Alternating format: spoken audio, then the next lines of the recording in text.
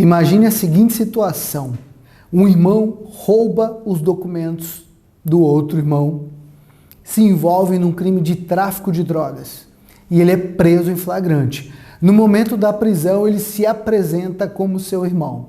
Paulo se apresenta como se fosse Gabriel. Ele é preso, vai para o presídio, passa alguns meses preso e consegue fugir. A instrução criminal começa e percebe-se que ele está foragido. Expede-se um novo mandado de prisão, uma prisão preventiva, já existia e agora ela é muito pior porque ele está foragido, e vão atrás do Gabriel, porque eles não sabem que o Paulo usou um documento falso na hora da prisão. A instrução começa, se desenrola, Gabriel está preso, vai para a audiência e começa a se defender dizendo que ele não é o autor do crime. Ele acusa o irmão de ter praticado o crime e ter usado a sua carteira de identidade. Um erro judiciário crasso. Durante a instrução e julgamento, o policial que fez a prisão de Paulo, o irmão que usou o documento do outro, reconhece que Gabriel não é o homem que foi preso por ele. Não é o homem que foi preso por ele. Cria aquela celeuma, aquele problema dentro da instrução criminal. O juiz não solta Gabriel, manda fazer uma investigação para ver se é ele mesmo, mas mantém Gabriel preso. É feito, então, uma pesquisa dentro do registro civil, da Polícia Civil do Estado de São Paulo. Confirma-se que Gabriel não é Paulo, que são duas pessoas diferentes, mas mesmo assim o juízo não solta Gabriel. Sentença condenatória proferida, Gabriel estava preso e é condenado a pena de 5 anos. Mesmo com a prova dentro dos autos de que ele não é o autor dos delitos. E ele fica preso. O Ministério Público não recorre. O Ministério Público, nos debates das alegações finais, reconhece que Gabriel não é o autor do crime, mas pede ali a condenação de Paulo, ao invés de fazer uma ação penal nova. Só depois que ele vai fazer uma ação penal nova. O recurso de apelação tramita, a sentença não é desconstituída, olha que absurdo. E Gabriel continua preso. Gabriel continua preso. Foi preciso a defesa de Gabriel propor uma ação de revisão criminal, e aí eu quero que você anote o número dessa ação de revisão criminal que tramitou no Tribunal de Justiça de São Paulo, revisão criminal número 2.190.579, 02 de 2022, só foi julgada agora, tá?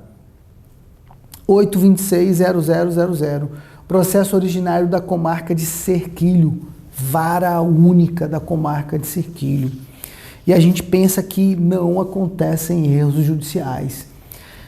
Com a revisão criminal foi mostrado o problema. O desembargador relator fez o quê?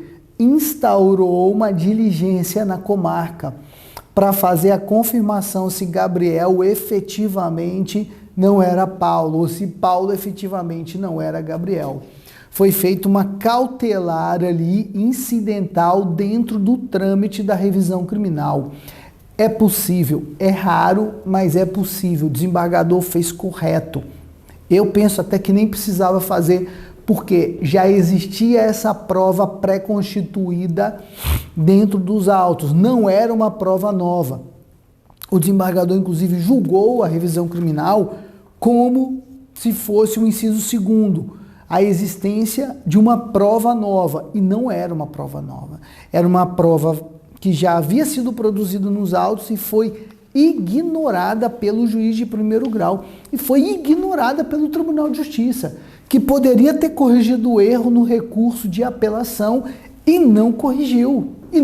Foi um erro. Esse caso é um erro judicial grave. Ele produz a cautelar, foi produzida a cautelar, é interessante até porque é uma cautelar de ofício. Ela não foi requerida pela parte, foi o desembargador que determinou que ela acontecesse. Eu defendo que isso não pode acontecer, mas teve resultado que o desembargador fez o quê? Deferiu a liminar para colocar o Gabriel, o autor da ação de revisão criminal, em liberdade até que se julgasse o mérito da ação, que demorou mais de 2 anos, a gente está vendo aqui. A ação foi proposta no ano de 2022 e só foi julgado o mérito agora no ano de 2024. O cidadão, o Gabriel, ficou a instrução criminal e o recurso preso até conseguir essa liminar dentro da ação de revisão criminal.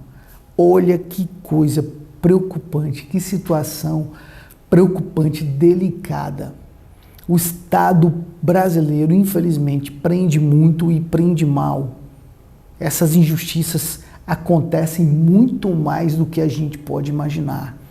E aí você me pergunta, Leonardo, a revisão criminal pode ser usada mesmo com a matéria já apreciada? Pode e deve ser usada. Não como uma terceira via recursal, mas sim como uma ação onde você demonstre que houve um erro judicial ou que há uma prova nova. Sempre assim, sempre. Não se incomode se a matéria já foi tratada pelo tribunal. O que você precisa fazer é mostrar, dar o viés de que há um erro judicial que precisa ser corrigido. Essa é a direção certa a ser tomada. No mérito, o desembargador concedeu o provimento aos pedidos para rescindir a sentença condenatória que atingiu Gabriel. Ele analisou a prova, ele viu que Paulo era o autor dos delitos. Paulo esteve preso, Paulo fugiu, roubou os documentos do irmão. Tudo isso estava provado nos autos. Agora eu me pergunto, meu Deus, por que deixar esse cidadão preso por tanto tempo? O Ministério Público, em alegações finais, pediu que ele fosse solto, que se reconhecesse. O juiz desobedece o pedido do... Tudo bem que o Ministério Público não manda no juiz, mas ele é o dono da ação penal. Ele é o dono da ação penal, a gente precisa acabar com isso. O magistrado precisa entender que ele não pode ter papel de ator ali, ele tem que ser... O magistrado tem que primar pela sua imparcialidade total. Ele não produz prova, o magistrado não produz prova. A produção de prova está no campo de batalha entre acusação e defesa. Essa é a realidade. E nesse caso, essa jurisprudência do Tribunal de Justiça de São Paulo nos mostra que a justiça brasileira julga mal, condena muito e condena mal, e que a revisão criminal ela é um instrumento poderoso para se fazer justiça, para se restaurar vidas, e que você precisa abrir o olho e aprender a usá-la com eficiência no dia a dia da sua advocacia criminal. Eu quero convidar você para se inscrever no nosso canal, para ativar as notificações, compartilhar esse vídeo e também deixar o seu comentário, fazer sua crítica, dar sugestões de novos vídeos. Depois de estudar com a gente aqui, vai no nosso canal ali, escolhe uma playlist, umas playlists de sustentações orais ou então de jurisprudência, de análise de jurisprudência, e deixa ela tocando para você ir estudando, para você ir aprendendo, e ainda você ajuda o nosso canal a crescer, porque o YouTube vai entender que você gosta desse conteúdo e vai entregar ele para mais pessoas. Um grande abraço para você, que Deus te abençoe sempre.